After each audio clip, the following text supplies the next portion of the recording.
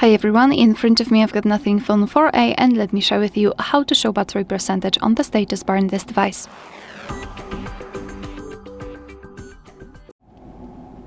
So fortunately in this device, and this option is not hidden in the notifications and status bar, it is simply in the battery. So all we have to do is to tap on the settings and here scroll down and find the battery, which is right here. Now let's localize the battery percentage, and obviously in my case it is turned off. We've got only the battery indicator, but if you'd like to apply it, just tap on the switcher, and as you can see our device will immediately display the percentage inside the battery icon, and this is the only way to show the battery percentage.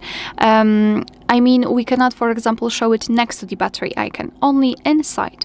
And if you'd like to turn it off, just tap on the switcher next to it again. Alright, so that will be all. Thank you so much for watching. Please hit the subscribe button and leave the thumbs up.